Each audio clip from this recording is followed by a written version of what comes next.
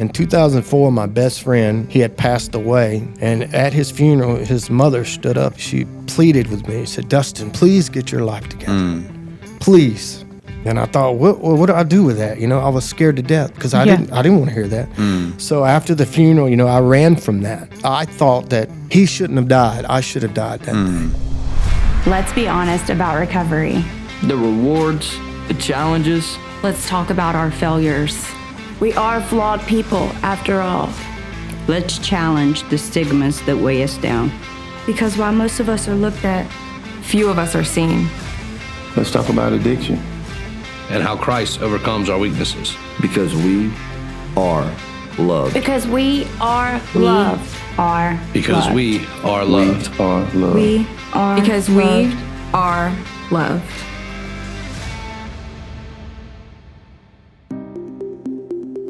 Hi, my name is Dustin Long. I'm 45 years old. I was born and raised in southern Mississippi. In 2013, I was delivered and set free from a life of 20-year drug addiction. Started off as smoking marijuana and huffing gas and led to intravenous shooting methamphetamine and heroin.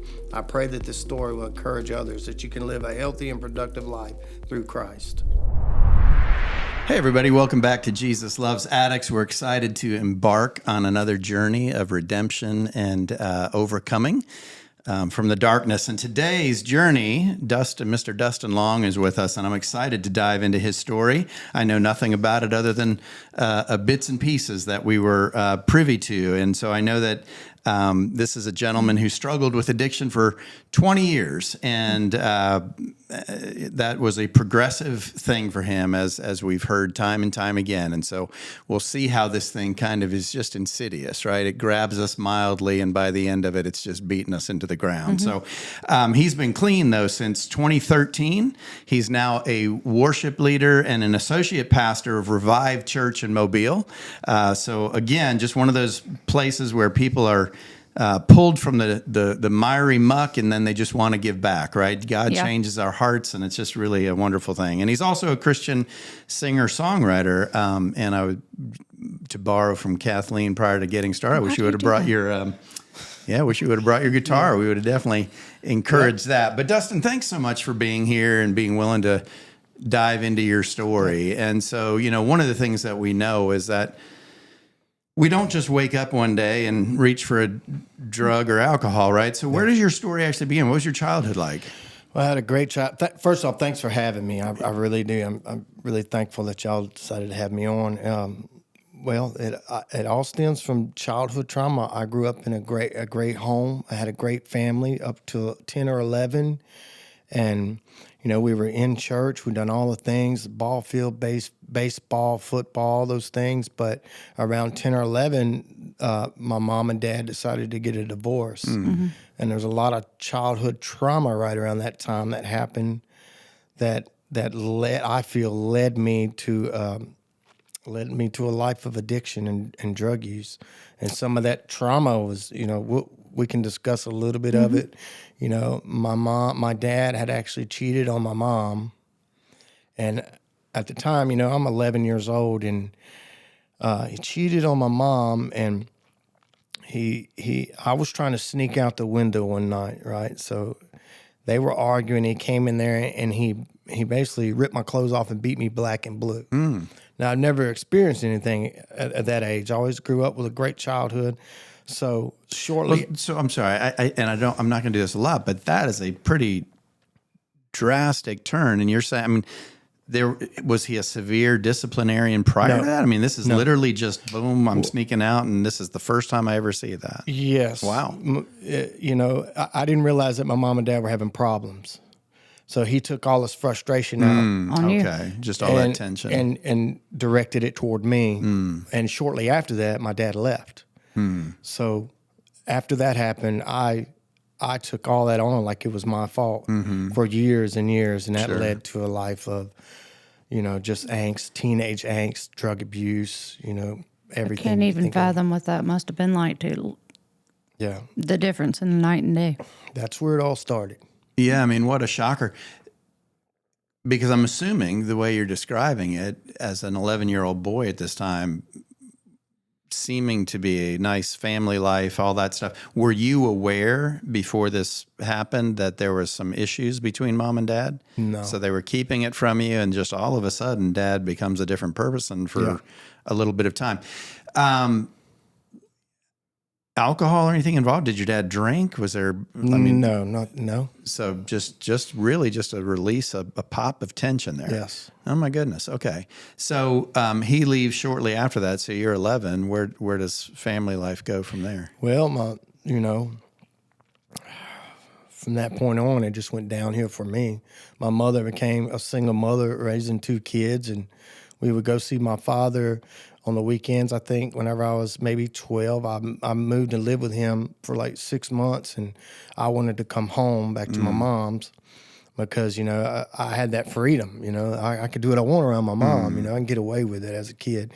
But ever since, I remember when I got back, this had to be 1992. I hung out with my friends, and I just started exploring and experimenting with drugs and alcohol. At 12? Yes. Well, at a little bit younger, whenever my dad was still around, I had started huffing gas, and I had been to many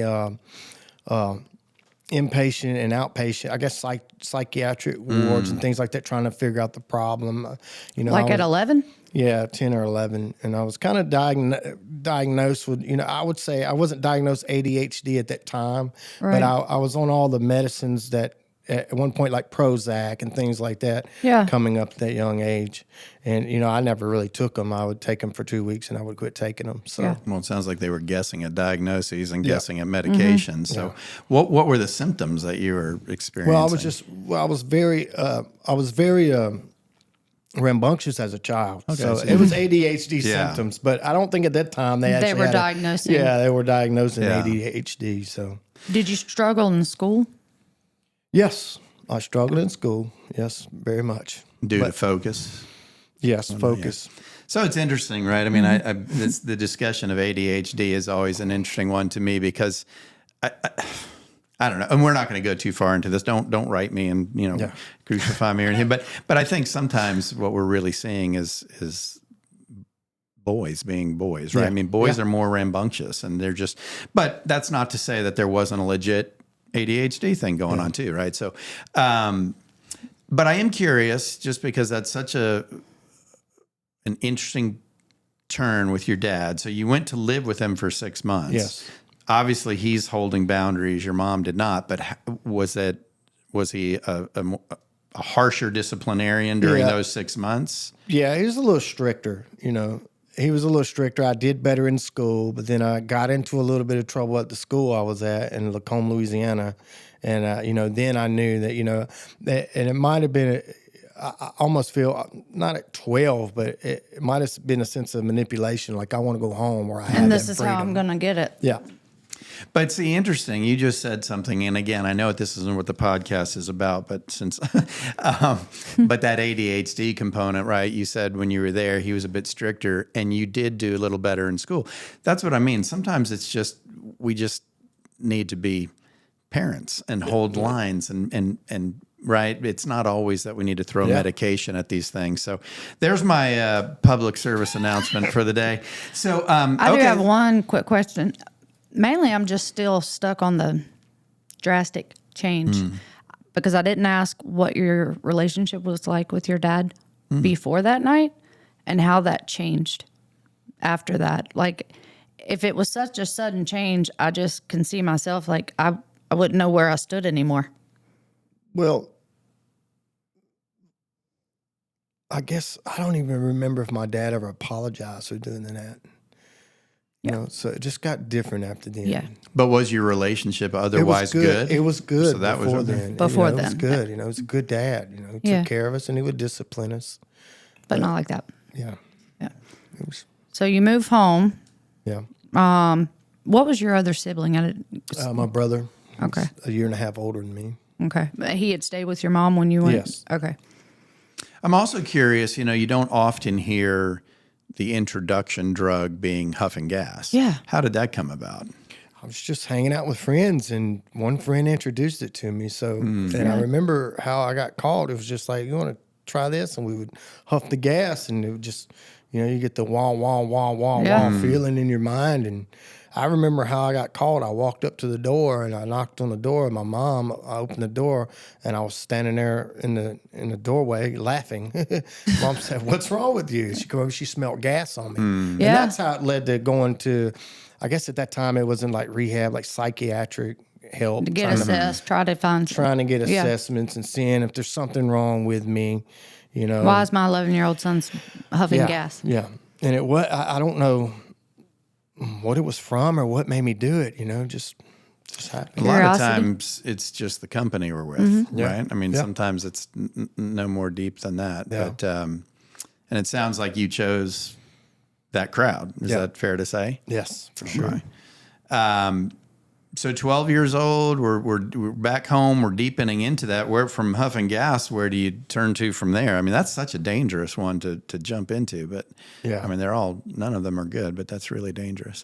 Well, 12, 13, I got into, tried marijuana for the first time. And, I'm hanging around, I guess, back whenever I was in school, it was the heads and the preps kind of crowd. And I was always one of those, the head kind of guy, wanted rock and roll. And at that age, it was Nirvana, Stone Temple Pilots and Pearl Jam was huge. So I would jam out and I would, hang out with my friends. And it just progressively got worse and worse, 13, 14, 15. Is this when you started to play an instrument too? Yes. You were about playing 14, yeah. All right. So not just listening, but now you're kind of hanging with a band. Yeah, well, jamming with people that were playing. Well, kind of, yeah. Okay. When I was in high school, we had like a little punk rock garage band at one time for a little while. It was fun. Yeah. Which unfortunately, stereotypically comes with all the periphery of drugs marijuana and right. So you kind of bought into the whole stereotype of that. Yes. And okay. Still in school? Yes, I was in school. And how's that going? Well, it's, I'm slacking. When I'd say up to about 15. I think I got in ninth grade, 14 or 15, and I failed ninth grade. And then I went through ninth grade again, and then I quit in the middle of ninth grade. And then I went to an alternative school, and I failed ninth grade, and then I went to the GED class, and I was able to get my GED, I think, around 97. So I was probably 16 or 17. Okay. Mm-hmm. So that was good, But I'm, progressively doing drugs on the weekend, doing what we could do. At that time, I'm experimenting with everything. We're smoking weed. If we can get our hands on some pills, if we can go get some mushrooms, if we could do acid, if we could try crack and cocaine, we were trying. That group, that solid group of my friends, we were trying whatever we could. Yeah. To just get high and be cool because we thought it was fun. A lot of we thought it was fun because I know whenever you first start, it's fun and it did start out as fun. It's fun and you want to have a good time. You want to impress people. You want to be the life of the party or whatever. But it quickly grows into something way deeper, really fast. Yeah, I often go ahead. Oh, go ahead. I was going to ask, how was your relationship with your mom during that time? My mom at that time. Good. My mom always loved me and tried to provide and did the best she could for what she was working with. And whenever she has two teenage boys who are, doing what they want to do pretty much because there's no father figure in her life. And the father figure that was there was an abusive stepfather that my mother had married later on. And it was rough. Abusive to her or to all of you? Abusive to her and everybody. Not physically with the kids, but mentally and emotionally, but more physically, mentally abusive to her sometimes, yeah. So you said she didn't really hold boundaries very well, but I imagine she then has her plate full with... She did hold boundaries, but we would override those boundaries. Y'all didn't care.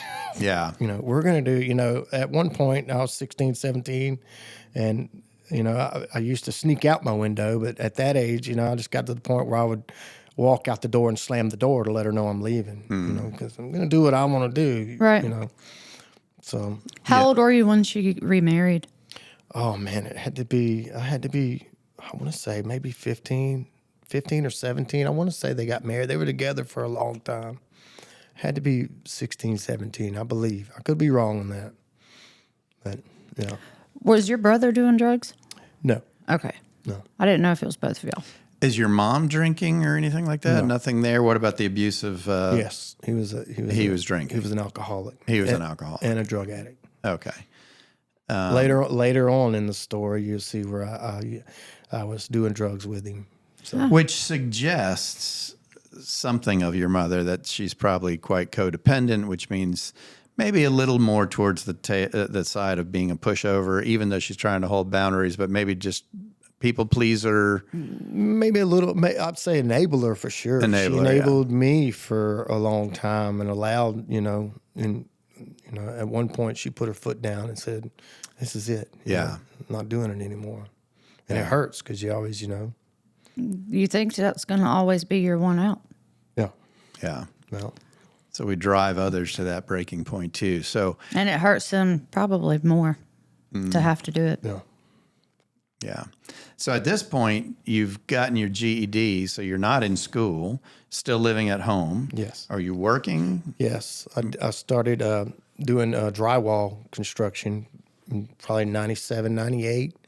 And I probably did it 10 or 15 years off and on, whenever, in southern Louisiana, whenever, that's all construction was going crazy and it was really booming at that time. So I did a lot of drywall installing. So I was basically a sheetrock hanger for many years. And with that lifestyle comes beer and blunts every day. And, every day you going to work, we're smoking weed. Every day you're coming home, smoking weed, drinking beer. And, it's a rough life. Yeah. Any relationships at that point or just in and out? Relationships with women? Yes. Yes. When I met the mother of my two children, my oldest, probably 98, 99.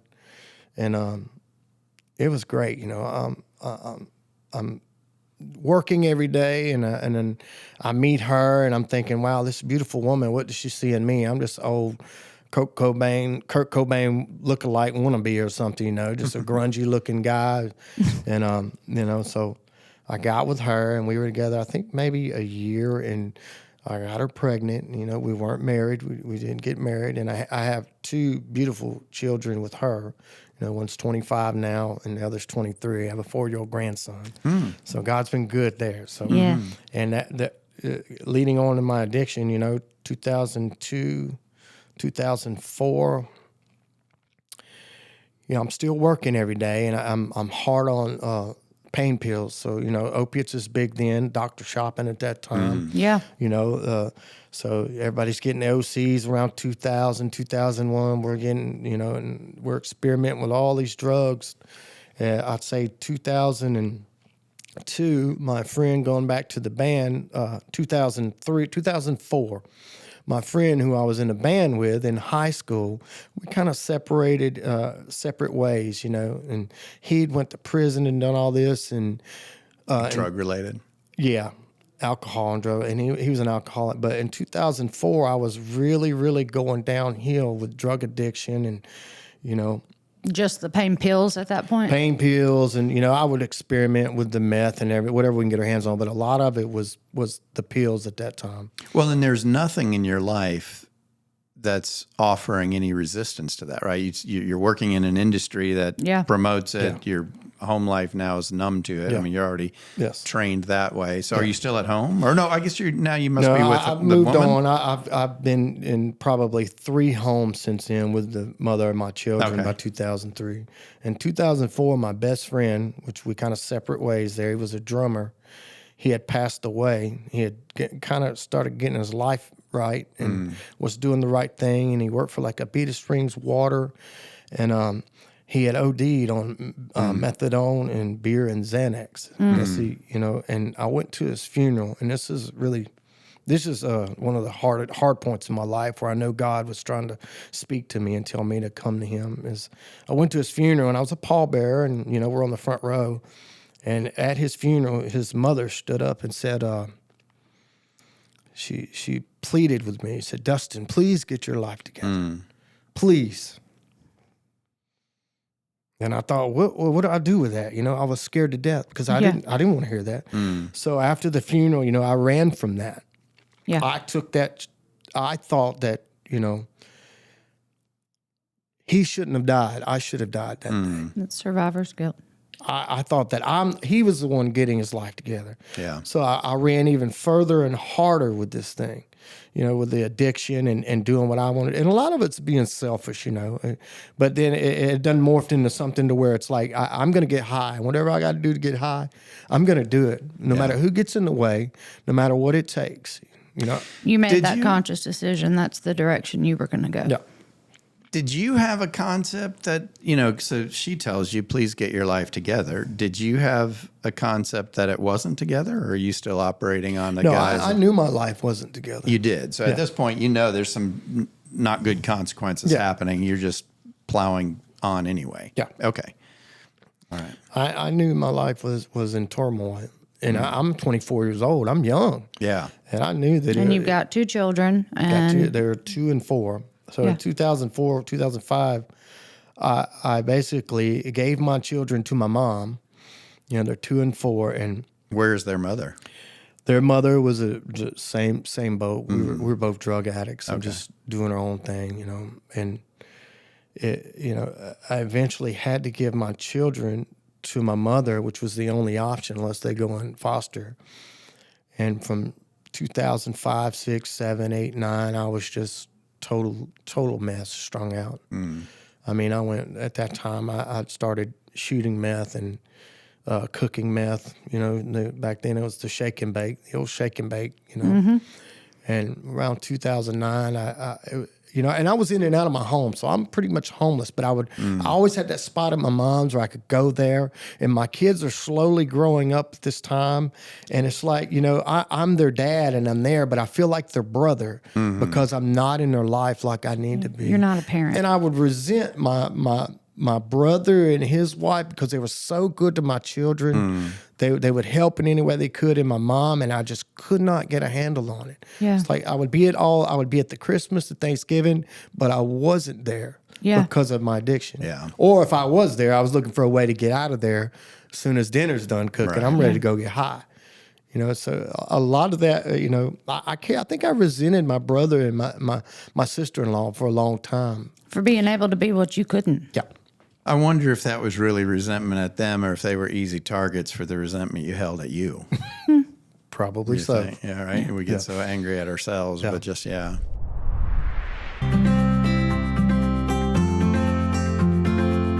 like to take a moment to recognize a major podcast sponsor. Today's episode is brought to you by America's Thrift Stores, your go-to option for decluttering and giving back. If you have a closet bursting at the seams or a garage that's seen better days, we've got the perfect solution for you. That's right. America's Thrift Stores makes it easy to clear out the clutter and make a positive impact in your community. Whether you're cleaning out your wardrobe, downsizing your living space, or just looking to give back, America's Thrift Stores has you covered. And here's the best part. You've got options. Schedule a hassle-free home pickup, drop off your items at one of their convenient donation sites, or swing by an America's Thrift Store to donate in person. No matter which way you choose, you're making a difference. Absolutely. Every donation you make to America's Thrift Stores directly benefits charities in your area, such as the Home of Grace and other fantastic organizations dedicated to helping those in need. For example, donations made to America's Thrift Stores in southern Mississippi help the Home of Grace provide support and assistance to individuals facing drug and alcohol addiction. Your contributions make a real impact on their mission to provide freedom from addiction through Christ-centered recovery. So not only are you decluttering your life, but you're also helping build a stronger and more supportive community. It's truly a double blessing. So what are you waiting for? Clean out that closet, clear out that garage, and make a positive difference in your community by donating to America's Thrift Stores. Visit America's Thrift Stores online to schedule a home pickup, locate a donation site near you, or get directions to one of their store locations. America's Thrift Stores, where giving back never goes out of style.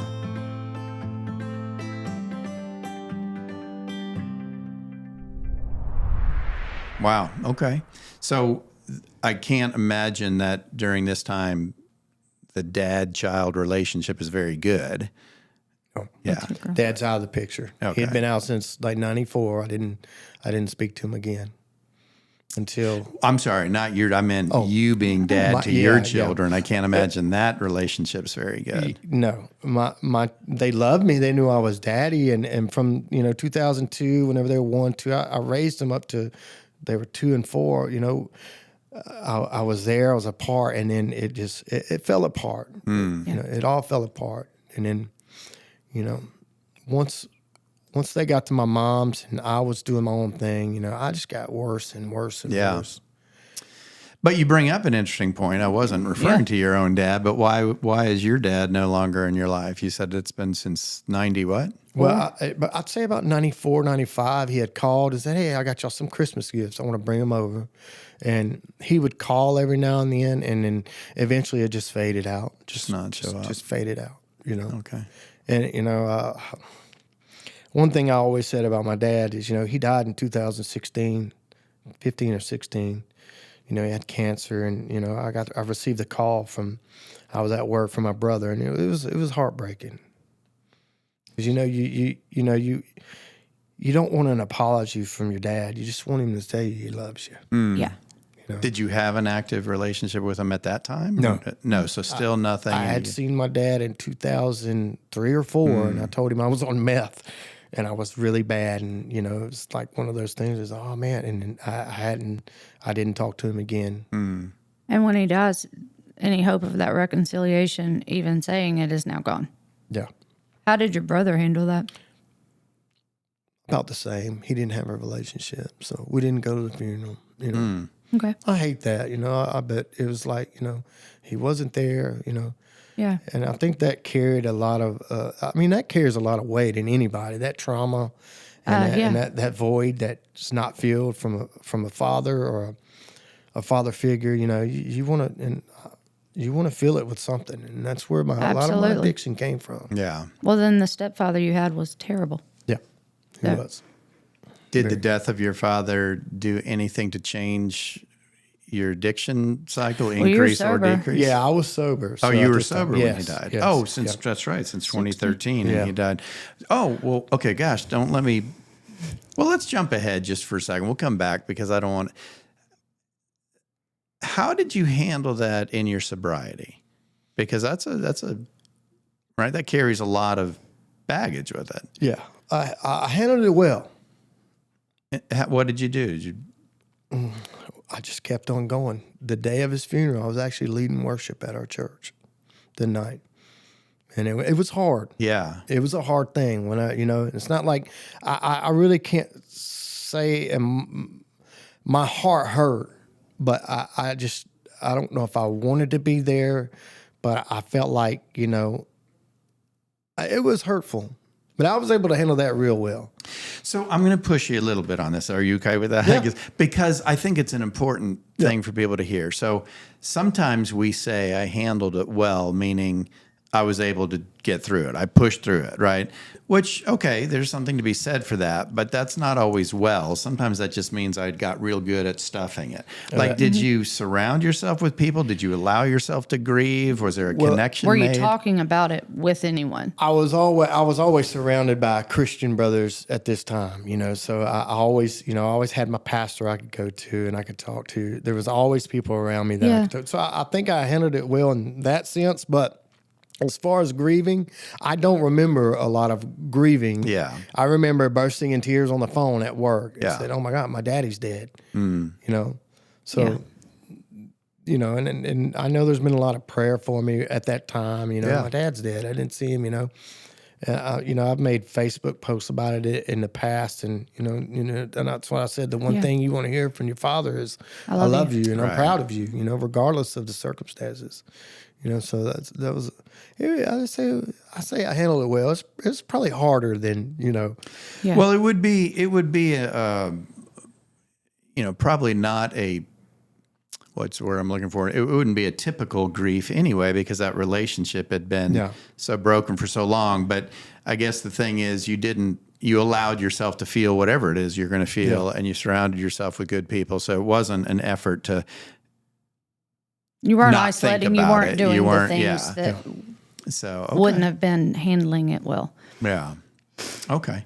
All right. So we'll rewind and go back to where we were, which About 2009. 2009. Yeah. Okay. Well, at 2009, I'd been cooking methamphetamine and shooting methamphetamine and heroin. Were you ever selling it? Yeah, whenever I'm just trying to get high. Basically, Okay. I was cooking it to flip it and make what I could to get high. So, and then I got caught in 2009 around June or July. I think it was June. My grandfather passed away. Is this like your first arrest? No, I've had many prior arrests. This is the big one where I went to prison. So. Oh, okay. It's a bigger arrest. Yeah. So I think it was June, and like a month before June or July, I actually sold meth to somebody who was wearing a wire. So my mother and my family, the whole family's out of town at my grandfather's funeral. I'm at my mother's house, laid up with a girl, which is her mom that set me up. Oh. Very interesting, huh? Yeah. So the DEA, the task force, and the U.S. Marshals come to my mom's house. Well, they're out of town to arrest me. I'm supposed to be dog sitting. And, they find, on a warrant for sale of controlled substance. And then, they find possession. While they're at the home, they find precursor chemicals. And so I wound up with, I think, four charges that day, and I went to jail. And I was arrested. It all came to a screeching halt. Yeah. Which is probably the best thing. So that was... So I sat in jail maybe 7-8 months before I was able to bond out. And at that time, I got involved with gangs, the prison gangs, the prison system, In prison was your introduction to gangs? County jail. But that was your introduction to gangs, not out in the street? No, it was in the street because everybody I'd hung around with and knew were down. We're affiliated in some way. We're affiliated in some form or another, and I just made it official when I went to jail. So I went to county jail, and I sat there 7 or 8 months, and I got out, and I went right back to cooking meth, and I think I was out 2 months, and I caught another precursor charge and possession charge in my mother's car trying to buy the batteries and all that stuff to cook this dope. And I went to jail. My mom actually bonded me out this time. Now, the thing was, while I was in jail, I'd got a contraband and a correctional facility charge, which... I had no idea about. They had found some razors and little shanky things, and they put it in a bag. So whenever I went to court the next week, on the first 4 charges, they had a secret indictment, and they automatically took me back. So I had like 6 or 7 charges. Yeah. I had no bond.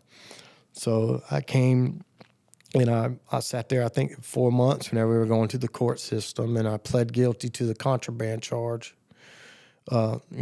And they dropped all the rest of the charges as long as they can get a conviction on the contraband. And I was sentenced to 10 years in Mississippi Department of Corrections, and with completion of the RID program and the alcohol and drug program, and 5 years non-adjudicated probation. So if I did all this... It wouldn't be on your record. Wouldn't be on my record. And the RID program, for anyone listening, that was like a boot camp, was it not? Yeah. And the A&D, the alcohol and drug, was Rankin County's version of... treatment. Yeah. And, I did all that, and, I went, and it was easy. Just, as growing up, you learn how to manipulate people and get what you want, say what you need to do or whatever you need to do. So I just got in there and learned more tools to be a better criminal, basically. To keep doing what you had been doing. Yeah. Did your mom help you while you were there? She did after the second time. The first time I went to jail at her house, no, I didn't hear from her. For 7-8 months, I didn't hear from her. Don't call me. We're done. Now, when I got out and I got caught again, she bonded me out, and then she kind of helped me while you were in prison. While I was there. I'm grateful for my mother. She's yeah. It helps to have somebody take a phone call. But then when I got out of all that and I'm on the probation, I wasn't out 2 weeks, and then I start smoking meth with my stepfather. Okay. Oh, this is where that begins? Probably 2011, yes. Does he offer it to you? I mean, are you... No, he doesn't offer it, but it's kind of two-way street there. If I had some, I never knew he did it till this time. Right. But he knew you did. Yeah. But I'm just thinking here, you come out of prison. Is he or jail. Was it jail or prison at that Well, point? this is penitentiary at this time. This Prison. is Greene County. So you come out of there, and then I'm just curious if you asked him for it or if he like brought it up to you. It might have been kind of, that's what I'm saying, it might have been two-way. I kind of, hey, man, and he's... But interesting that he was not concerned with keeping you on the straight and narrow with everything hanging over your head. No. Yeah. Well, he would always say that, that's the thing about, oh, you better not be doing that, but let's go down there to the shed and do it. Right. Stuff like that. Yeah. So. Wow. So off to the races again. For a little while, yes. So we're at about November 2011. I got out of prison, and I say, I'm 6 months in. I'm failing drug tests. Yeah. I'm trying. I actually You were on probation, right? Yes. Or I'm parole. failing drug tests. Every time I go in there, I would fail a drug test, and they would scream at me, and, oh, you're going to do this. And I'd be scared, and I'd go get the fake pee down at the raw shop and try to cover it up and do all this stuff. And around 2012, I'd been in a 6 month, I was actually not going to see my probation officer. And the last time I went and saw him, he told me to go to this program. Right, so this is another time that God was trying to intervene in my life. They had a church program in Pekin, Mississippi. I forgot the name of it, but I would go on Sunday morning, literally, and we would stay up all night, shaking meth, getting high, and we'd go to this church, and it's like an apostolic church, and they're getting down in there, and it was like the conviction, and there was true conviction there that I'm heading the wrong way, and after that, I quit going to that, and it just led up to, I'd say 2013 January. We're nearing the end to the redemption story starts to happen. Yeah. And this whole time, I'm sorry, your mom still has your two girls? Yes, okay. She's basically raised my two children, and that was that. I mean that and one thing God has done is I believe He has just about fully restored that relationship. I have the best between you and your daughters. I talk to my daughters every day. Every day, I FaceTime one of them every day, all day. She's probably calling me now. So, but yeah. So up to 2013, I was I done been ran off from my mom's house. Can't go there, so I'm living out of my book bag or whatever I could stay at friends' houses, and so we're like shaking dope and shooting dope, and I was with a girl, and I thought that I was going to marry her. You're talking February. I was going to marry her on February 14th. I was going to, February 14th, Valentine's Day, and I wind up, because of my choices, getting kicked out of the place I was at. I wasn't allowed there. Was it a sober house? No, this was just the dope house. You got kicked out of the dope house. I got kicked out of it because of my rambunctious behavior and acting like a psycho, basically. Yeah. You know how that is. Yeah, like a psycho, whenever you're high. And she didn't want to talk to me. I didn't have nowhere to go. So I went to my mom's house and got dropped off like 4 o'clock in the morning at my mother's house with all my stuff. And my stepdad happened to be up, and he shoots the .22 at me in the yard. Pow, pow, pow. And I don't think he was trying to hit me, but he shot at me. He said, "What are you doing here?" And I was like, I don't have nowhere to go. This is it. Well, you can't stay here. So the stepdad that was getting high anyway? Yeah. Oh. Okay. No. So I couldn't stay there. So I left my stuff at their house, at my mother's. And I find myself wondering, I think whenever my mother was and my kids were at school, I waited till they left, and I went in her house, and I stole my daughter's Adderall, which I had about 45 Adderall, which I took about 30, maybe 15 at a time, and I tried to sell the rest of them. And I'm coming off the meth 3 days, and I took all this Adderall. And I remember I was wandering, this 2013 February, and I was wandering the streets for about 3 days. I would literally walk about 20 miles, 30 miles a day, had nowhere to go. And I'd walk all the way to my probation officer door, and I would look at it and I would walk away because I didn't know what to do. Yeah. So I found myself nowhere to go, and I was on side of the train tracks, and I realized that I'm gonna kill myself. I'm gonna die by train. And, you know, I cried out to God.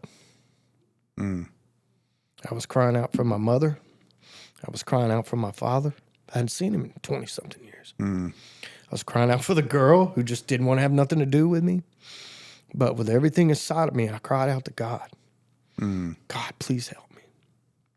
And it wasn't, no, God, please help me. I swear it was, this is it. I'm either going to die or I'm going to go back to prison. Yeah. I'm going to do this. And, you know, I tell this story a lot, but, you know, it's not like there was a big flash of lightning and the seas and the waves parted and he came down. But in the natural, that didn't happen. But in the spiritual, It did. something happened in that moment.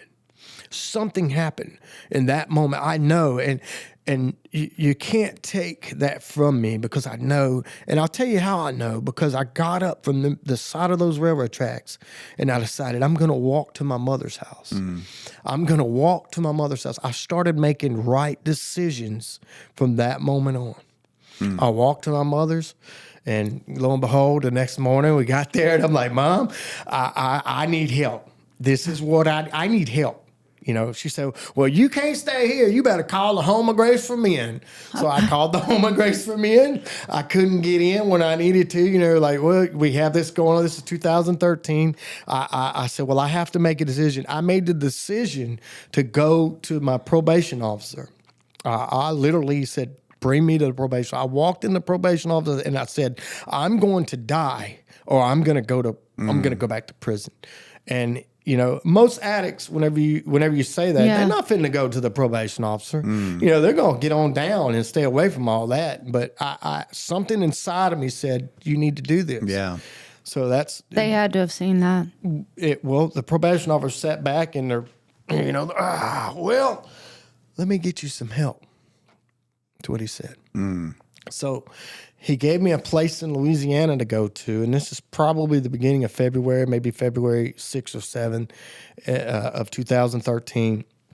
And I went there, and I was there maybe maybe through the weekend, like a Thursday, Friday, and Saturday, and their counselor, they were going to do an evaluation, and somehow, you know, I got that Monday morning and I was kind of angst and I was coming off the Adderall and the meth still, you know, I was acting all weird. So I got to that Monday morning, I want to say I met with the counselor and he wants to know everything about your life. Tell me everything. So I start spilling the beans about this and that. And I'm probably being a little dramatic, you know. Yeah. It's not like I'm talking to y'all. It's more like, oh, this happened. Yeah. And he stops. He says, hold on one second. He stops and he looks at me and he says, we can't help you here. This is not the place for you. You need some other kind of help. So coming off all these drugs, I'm like, what do you mean I need help? I need God. You can't offer me God what I need. No. So, was it a faith-based program? Yes, it was basically like a faith-based program. I forgot the name of it in Covington, Louisiana. And it was, you know, it was more for like I would say more like a transitional place, but they had to go to church and I wasn't ready for transition. I was ready for treatment, you know. Right.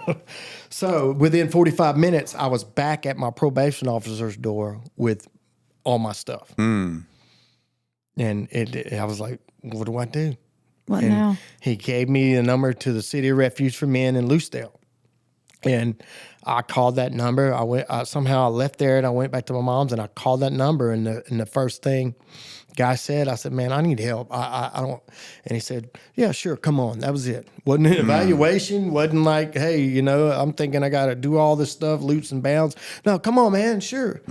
So my mother and my mother decided to bring me to Lucedale, 2013, February 12th. I got there and I got dropped off with a black garbage bag, cut off sweatpants, a wife beater shirt, a pack of Newports, and $20. She said, don't call me within a year. Yeah. So, you know, I'm there and that's where Jesus got a hold of my life. How did that take place? Well, I was just sitting in the chapels and, and I'm hearing the gospel preached and something started pricking my heart. And I would find myself crying during these. And I'm like, why am I crying? And they're like, oh, brother, and there's just a love around that place that was just unexplainable, unimaginable to me. I've never felt. And I remember I went to, we actually, I might have been there a month, and we went to Bendale Full Gospel Church out past Loosedale. And it was a Sunday evening, and there was they were doing like the worship set, and there was a service. And I remember I was kind of pacing there like this, and I looked at one of the leaders there, and he said, "You better get up there." And I ran to the altar. And all I could muster out of myself was, "Jesus, save me." It was that moment that I knew. I knew God on the railroad tracks. I knew He was there, and I knew throughout my whole life He had placed people in my path. Get right, do this, please. And at that moment, when I reached that altar, I knew that I said, "Jesus, save me. I'm so sorry." The repentance came, and I believe, one of my favorite scriptures, is 2 Corinthians 5:17. Therefore, if anyone is in Christ, he's a new creation. My favorite, because the first scripture I ever learned and really believed was that one. Yeah. And I believe that I am a new creation. Yeah, amen. And he did it that day on that altar. And it's been really bonkers ever since. Yeah. A different kind of bonkers. Yeah, though, right? a different kind of bonkers. What kind of bonkers? Let's talk a little bit about that. What's your life looked like since then? Well, how long did you stay there? I was there. Well, there's a long story. There's a lot of character defects and flaws with pride coming. So when I got there, I was given a guitar, right? So all I ever wanted to do was make music and do music. So I wrote a couple songs for that place, and everybody loved it. And I was there maybe 4 or 5 months, and you're talking about from February 12th to maybe July 4th or July 3rd, I left out of pride, because I wrote the song, and it was like, we're going to go up there and sing at the Loosedale thing. And God bless Brother Herman Fountain, but he, and we were allowed to have phones at the place this time, and I was doing things I shouldn't have on the phone. I was getting a pass, and I went and had sex out of wedlock with a girl, and then I came back, and, you can tell when somebody's spirit's off, their attitude's different. So he was like, I don't think you're going to play up there at the Loosedale. We're not going to let you play. I don't care about the song or anything. And me, Mr. I'm the worship leader guy, amen, said, "What do you mean?" Yeah. And it escalated from there, because I didn't want to hear what he had to say. And I left in pride. He was right. I cussed him for everything he was worth and left. Dropped me off at Walmart with all my stuff. I went home with the lady, right? Great woman. I went home with her. I thought I could find a job. I thought I could do it. I would say it was, I didn't go back to shooting meth, but I started drinking wine. I started taking her Adderall. I started, stealing her Adderall. So before you know it, I'm 3-4 Adderalls a day and drinking wine, and then she don't want me no more. I've destroyed this. Yeah. I was going to church on Sunday for the month I was gone, and it feels good. I'm fixing to get a job. Couldn't find a job. Couldn't do anything. Yeah. I destroyed everything I touched. So I found myself back at my mother's house within like 3 weeks. That month was the worst month. I didn't go full blown head first into addiction again, but I was scooting that way, slowly but surely slipping back. And I swear I got out on my mom's back patio, and I cried out to God. I said, "Oh my God, please save me." And within 15 to 20 minutes, the phone rang, and it was one of the guys from the City Refuge. Just said, "Hey man, we're coming to get you." Wow. Unbelievable. Yeah. And then I went back. Yeah. For 4 months. Was it different? Yes, it was very humbling. And one thing I knew, I believe that I'm called to minister through music, and I'm not a titles guy, but one thing I know is when I got out of the car, when I got back there, and I looked at Brother Herman Fountain, and he said, "I want you to. This is kind of hard." He said, "I want you to look around at these men." Same thing with the home of grace here. You look around at these men. This ain't about you. It's about them. Yeah. From that moment on, I knew him. When you know her, that there's something more there's something more to this life, you know? Amen. So sorry about that, you know? No, don't be at all, right? That's there were key points in my life to where I know God had his hand on my life, you know, so. Without a doubt. Yeah. What's he working on you with now? I think he's teaching me constantly about learning to love people like he loves them. Amen. All the time. Yeah. All the time. It's hard to love people sometimes. Yeah. And every time I get that attitude or that, well, he reminds me that that's my child too. Yeah. You need to look at them how I look at them. Well, and we were pretty hard to love too. Yeah. And still are, right? For sure. It's, so yeah. It Wow. can be hard to meet them where they are sometimes.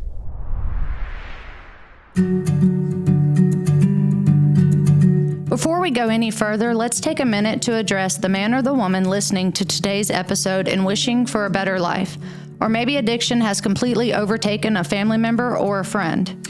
You are not alone. As you may know, the Jesus Loves Addicts podcast is produced by the Home of Grace, a Christ-centered addiction recovery program in South Mississippi with over 60 years of experience. The Home of Grace has residential programs ranging from 30 days to 12 months. With 2 separate campuses for men and women, they are fully staffed with caring individuals who want nothing more than to guide you to a life of recovery. Services include individual and group counseling, marriage and family counseling, classes, workshops, GED, and workforce training, all grounded in biblical principles. And because of donations from the community, the cost of the program is incredibly affordable. Thousands of alumni from across the country can tell you there is no other program in the world quite like the Home of Grace. If you want to start a new path to recovery, don't wait. Speak with an admission specialist today. Visit homeofgrace.org or call 833-55-GRACE to talk with someone. That's 833-55-GRACE. Call the Home of Grace today.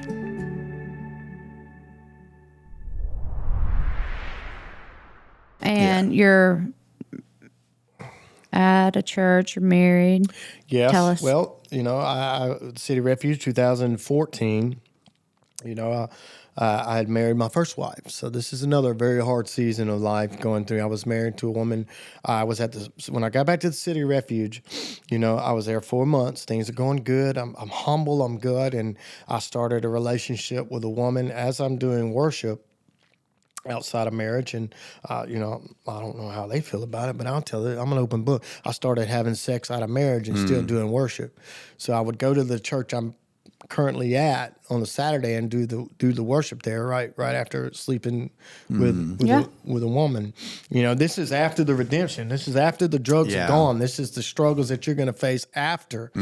So I got married, and I was married to her for 4 years, and I don't blame her. I blame myself for being the man, but it just didn't work out. So at this time, 2016, 17, I'm currently the full-time worship leader at our church.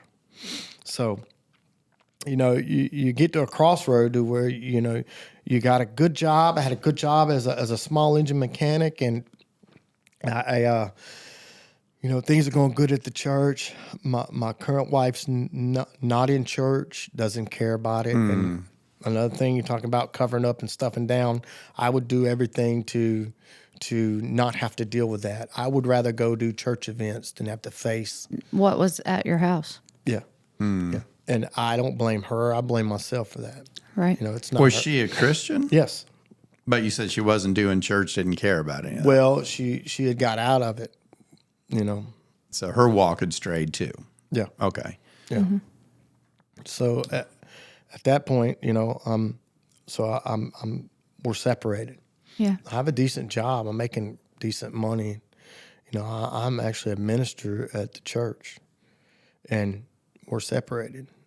So, you know, it was very hard because now I got to face this. I have to step down from ministry.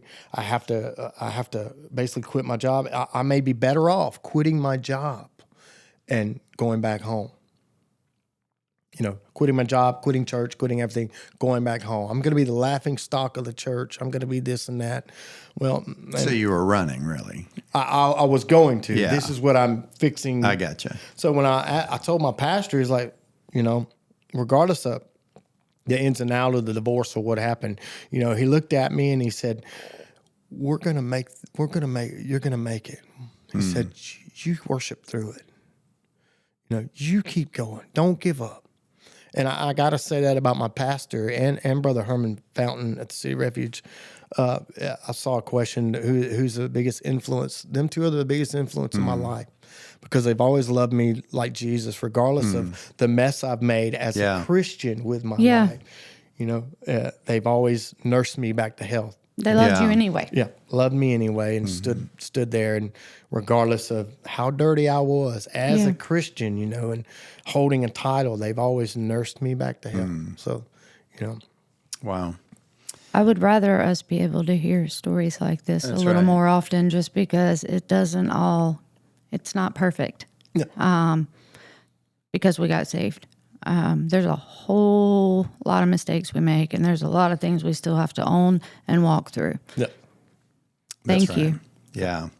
Yeah, Dustin, thank you so much. And to kind of hopscotch there on what Kathryn was just talking about, when we are saved from the penalty of our sin. We're not saved from the consequence of it, right? We will still have consequences.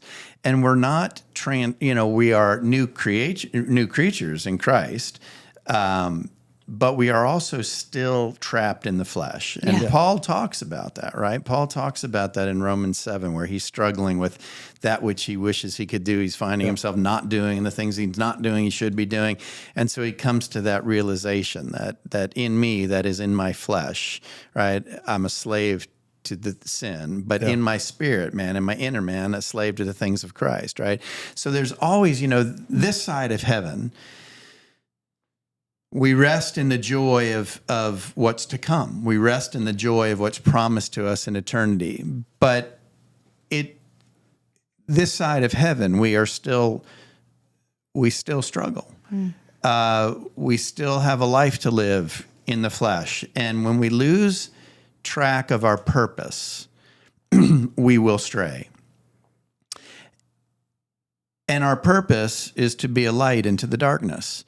Sometimes we get wrangled, though, and think that our purpose is much smaller than that, right? We think our purpose is our next paycheck, or we think our purpose is fill in the blank.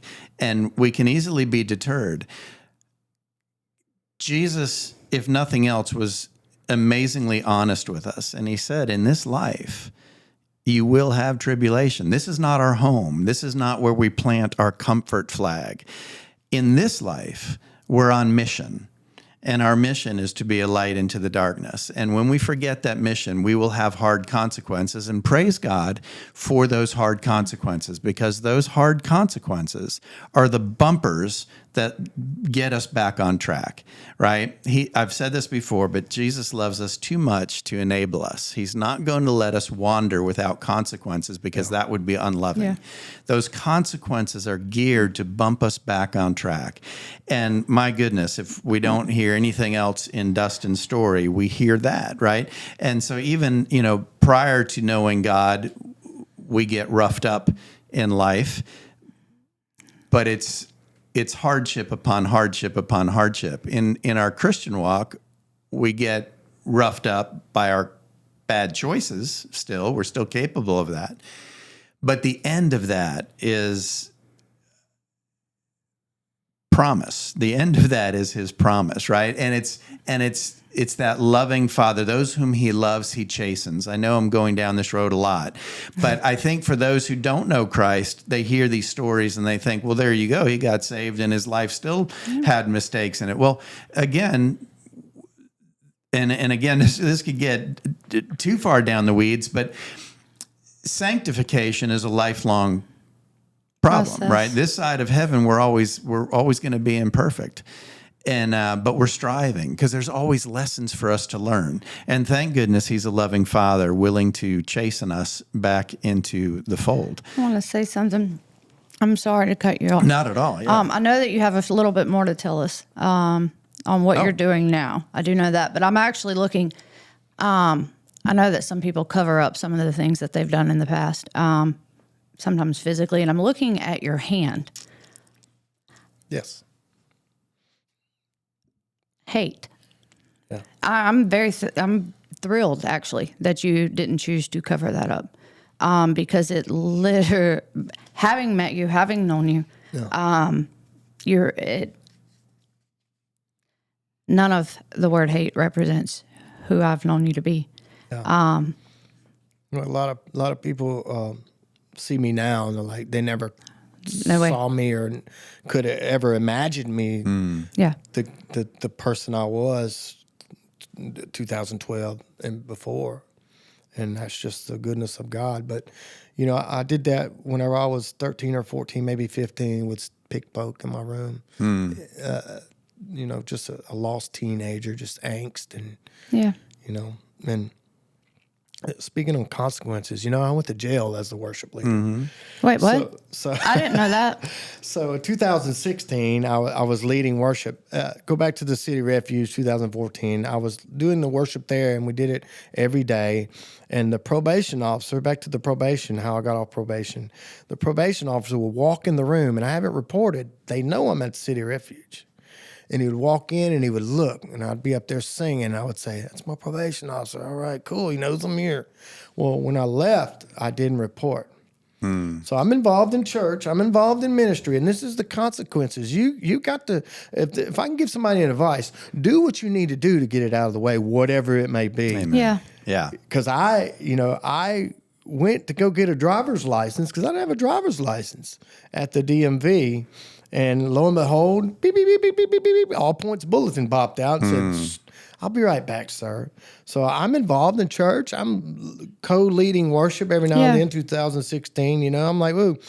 Well, the highway patrol comes out and says, I have a hold for Mississippi because I absconded probation because I did not handle my business. Yeah. I did. So I sat in Metro Jail in Mobile for 3 weeks, got extradited back to my county, Pearl River County, in 2016. And I wind up, you know, going to court a week later, and they actually, you know, they said, "Well, what are you doing?" Well, at that time, I was involved in church, and I had all my pastors there, all the support. They couldn't believe how many people were there from Mobile to support me. Yeah. And I wind up walking out of there with my fines paid. This is by the grace of God, His mercy and grace. They wind up, I got my fines paid that day by my church and my mother, and I was able to walk out of there a free man and live a life. Wow. Amazing. But that's the best advice. Whenever you got stuff you need, don't run from it. Don't run. Get it out in the open. Handle your business because it will catch up with you eventually. I have a living proof of that. It is going to catch up with you. So. Well, and that's one of the polar opposites of a recovery lifestyle versus an addicted one, right? In addiction, we're always running from responsibility, and in recovery, we're unto it. And in the Christian walk. I know that you mentioned at the very beginning that you have an 18-year-old daughter that you don't have a relationship with. Yes. And her graduation is tomorrow. Yes. How do you handle the waiting? Because there are a lot of parents that are waiting and believing for restoration.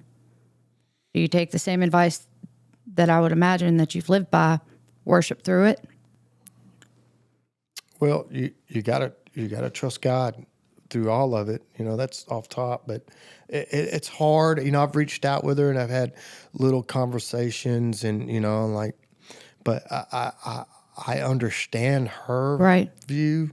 She's angry. Yes, and I don't want to overstep her boundaries. Yeah, but I want to tell her every now and then, I'm here for you if you need me. You know, happy birthday. You know, I try to send her a little bit of money when I can. You know, I don't know how God's going to restore that or allow it to happen, but you definitely worship through it and hold on in the waiting. You know, you definitely hold on to a promise that's there. So, amen. What would you tell her if she's listening now? I would say I love you and I'm sorry. You I know that, I know that I was not a good father for my kids' entire formative years up into high school. I was not there, even when I was saved. At 13, 14, 15, 2013, 14, 15, I was not there all the way.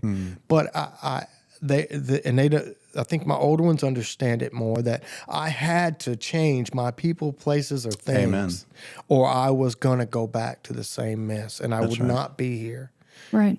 So I would tell her I'm sorry and that I love her, and I'm willing to give it a try if she will. When she's ready. Yeah. And I know that full time you're in ministry now. Yes. You're married. Yes. So 2018, I remarried to Shannon Long, my beautiful wife, who is the program director at the Home of Grace for Women in 8 Mile. Remarried. Yes. Well, he got married to her. Yeah. Well, I got married to her. Yeah. And so, gotcha. Yeah. And for those that have listened, Dustin's wife, Shannon, was my counselor and is one of my dear friends. Yeah. And she has, I had a lot of growing up to do and a lot of character assessment and development to do, leading up to her and everything I'd been through. And I'd like to say I've learned a lot. I'm still learning. Yeah. I've learned so much from her, realizing that I've learned what not to do. And I think I'm still learning what to do. Understanding that she's a daughter of the King, and I am her protector, her provider, and her priest, and I must do whatever it takes to be there for her above ministry, not above the Lord, but above ministry and everything else. The Lord, then my family, then ministry, and it's a tightrope and a balance. Amen. But, so 2018, we got married. We've been married almost 7 years now. Last year, 2023, I've been working for 7 years as a small engine mechanic. And, I felt the tug or kind of the call to go full-time ministry. So I'm just associate pastor at my church. I'm the full-time worship leader. And over the past year, I've ventured into, I've been writing songs my whole Christian life, but I've really started recording music and getting into that thing. So it's been very interesting in a journey. I wish I would have started 10 years ago. Yeah.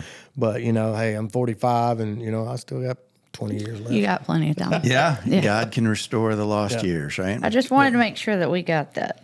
Yeah. Amen.